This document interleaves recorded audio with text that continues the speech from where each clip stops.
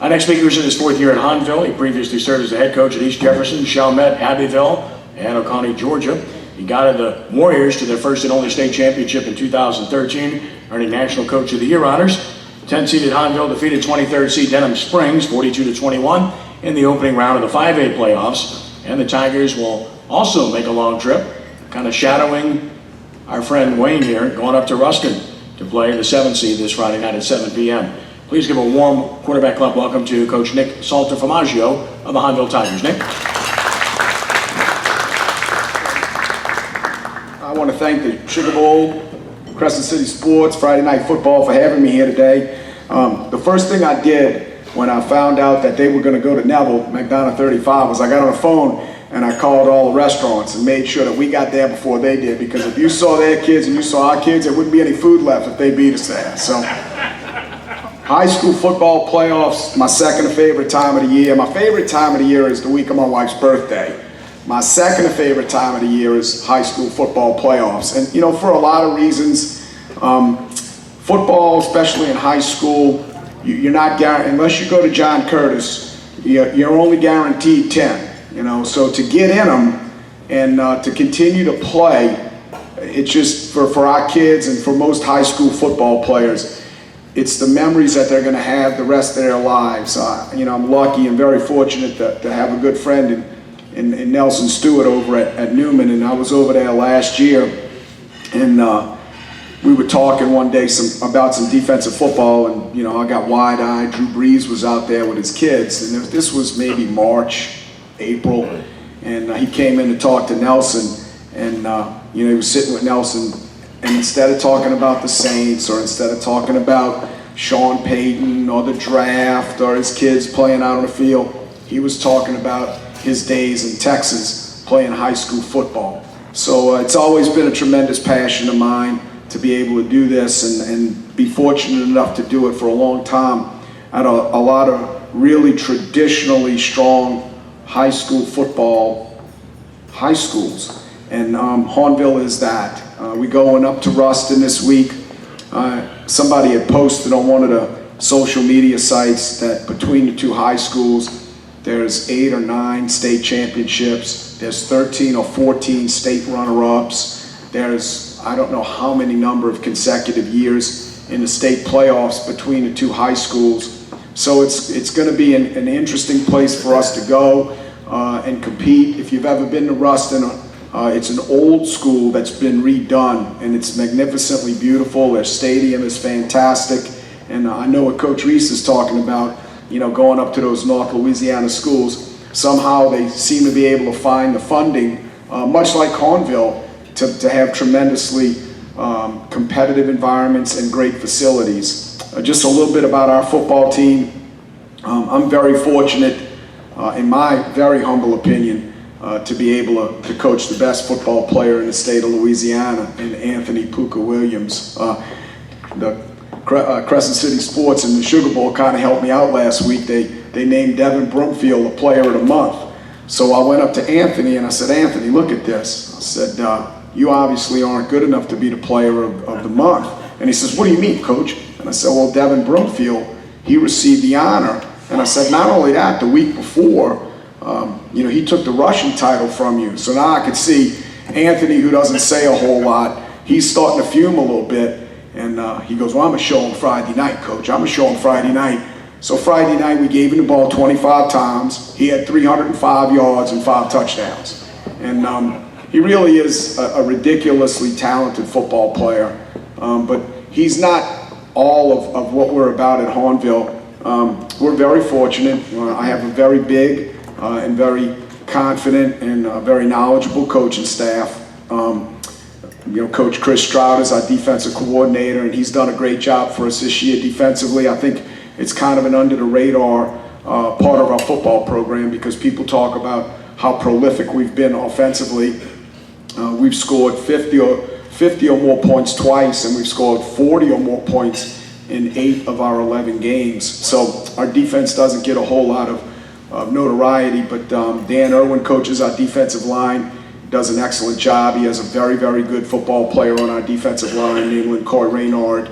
Coach Stroud is our coordinator, coaches our our defensive backs. I was fortunate to inherit a guy, or get a guy, not inherit a guy, get a guy named Skylar Houston, who was a defensive coordinator at Sweetwater High School in Texas last year. They were beat by West Orange Stark in the state championship game, and he came in with a lot of energy, and Jacob Thompson coaches our corners. And then on the offensive side of the ball, Mike Silver is our offensive coordinator. He's been coaching football for, I think, as long as I have, which is right up there with Coach Reese. We've been around a long time. There's probably 300 years of football experience between the two of us up here. David Beaudry, who's coached for a long time as well, is our head baseball coach. He coaches our offensive line, as does Jasper Vanette. Our running back coach is Mike Seeley. Our wide receivers coach is Coach Nate Singleton. Some of y'all may remember played locally at Higgins and played with Grambling and then won a Super Bowl with the 49ers. And then our quarterbacks coach is an ex-Hahnville football player, was an MVP of the Bayou Classic, Bryant Lee. And then we have an academic coach who really is the boss, Miss Denise Keller, handles all of our kids' scheduling and all of our kids' tutoring, our ACT preps, our ACT enrollments, and gets our kids ready for classes. So I'm very fortunate at Hahnville to have great facilities. But you know, Friday night, it's going to be two very similar football teams play. I was telling Kenny when I got up here, I quit looking at Ruston today on tape because every time I look at them, they're getting better and better and better. But you know, it's just really going to come down to a couple of things that we talked to our kids about in the meeting on Sunday. You know, I told the kids Sunday, my favorite race in track, everybody lines up in track to watch the 100. You know, it's the 100, it's the 100. Everybody lines up to watch the 100. Well, my favorite race in track is the 110-meter hurdles because it's so close to what you go through in football. And again, unless you're John Curtis, you know, you usually hit some hurdles during the course of your season. And it's the guy that wins the hurdles is the guy that's clearing them at the end. It's not necessarily the guy that clears those hurdles in the beginning.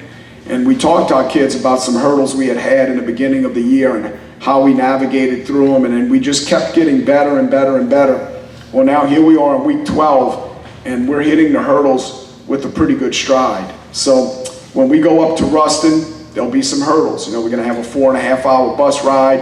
We're going to have to get off the bus and eat. We're going to go to Louisiana Tech and have a walkthrough in their stadium. I'm sure all of our kids are going to be worried about how nice it is to be in Louisiana Tech Stadium and not so much about the walkthrough. And we're going to have to go over to Ruston and play a historically powerful Louisiana State football giant. So we worked our way through those hurdles during the course of the season, and it shouldn't be for us any bigger obstacle than we've already faced. And you know, it's like I tell everybody that asks me this week, you know, what do you think you're going to do against Ruston? You know, it's a big game. If we win the game, we're going to be home at Hahnville, which it's difficult to win at Hahnville. So if we can win Friday night, we'll either have Covington or Ouachita at Hahnville next week in the state quarterfinals. And if Kenny's prediction holds true and Landry Walker's able to win, we'll get the semifinals at Hahnville. And I know when I said that, our ADs and our account clerk and Coach Hyden, who's our assistant principal, and Mr. Lumar, who is our principal, automatically said, $10 times 10,000. That's a lot of money, you know. So I'm like, yeah, well, let's get through Ruston first. And they said, well, how are we going to get through Ruston? I said, well, it's very simple. I'm going to turn around and I'm going to flip the ball like Anthony Puka Williams, and they won't have 11 guys that can tackle him. So I thank you guys for having me here today. Again, I can only tell you this. High school sports, and I know we got Coach Dunleavy here and we got Mr. Clapp from LSU. High school sports, to me, it's the single greatest value for your money in America. It really is. It doesn't matter if it's volleyball, cross country, track, football, basketball, baseball, softball, wrestling. Just to me, to see high school kids with just a tremendous passion and just a tremendous love for their school, and it's something that we preach all the time. I tell our kids all the time when they get mad at me, you know, Coach, I don't really like you. And I'm like, that's okay. Do you love Hahnville? I love Hahnville, and we're going to get along, you know. So when you get an opportunity to see kids participate for the love of their school, and I just think that that's what makes high school football or high school sports the best ticket in town. So again, thank you for having me. Yes, sir. Where's Puka going to college? That's a big question. You know, he was on the phone this morning with Jabar Luke for about 45 minutes. You know, it's hard to tell a kid where to go and where not to go. There's a lot of things that go into it for him. We have our quarterback is a Tulane commit. We have an offensive lineman that is a Mississippi State commit. We have a wide receiver that's a UL commit. We have a safety that's a UL commit. So all those kids are kind of in his ear.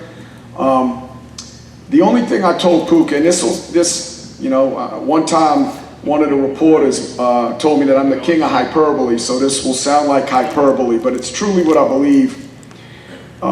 I showed Anthony the other day the highlights of the running back that's playing for Carolina now that played at Stanford, McCaffrey. And I said, Puka, out of all the people that they talk about, you remind me most of him. And he was in the Heisman Trophy conversation.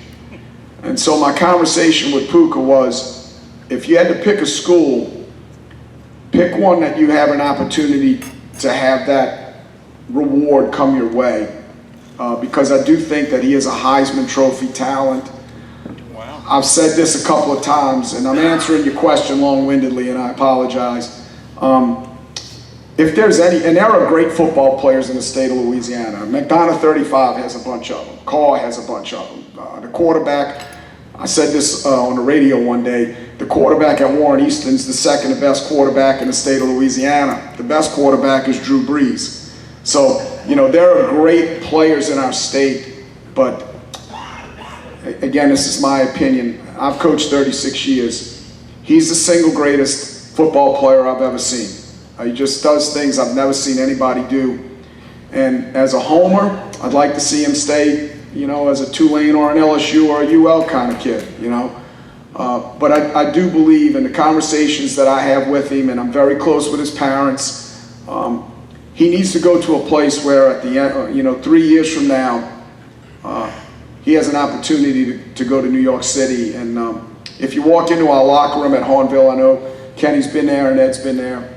We have 6 jerseys hanging in our locker room from guys that have played in the NFL that went through Hahnville High School. His will be the 7th. And, you know, that's what I'd like to see from him. So I give him as much guidance as I can. But he's going to sign on December 20th. I can tell you that for a fact. Where it's going to be, I don't know. But on December 20th, he's going to sign. And I only hope that 4 weeks from now, we're back here again, because that means we're playing in the state championship. And if we're playing in the state championship and you just want to see an athlete, just to see him on the field in that Superdome, it would be unbelievable, because he really would go insane. I mean, you never see him return a kick because nobody kicks to him, but when he gets the ball in his hands, it usually ends up in the end zone. You know, of all the stats I gave you, the greatest stat for me is he has 158 touches this year, and he has 36 touchdowns. And so that's 1 point every 5th time he gets the ball, he's in somebody's end zone. So, but again, thank you. This is a great, great venue to come to, and Kenny and I go way back to St. Louis King of France, and Ed and I probably as long. So thank you for having us up here, and go see a high school game. Thank you. It's true, I knew Nick when he was young.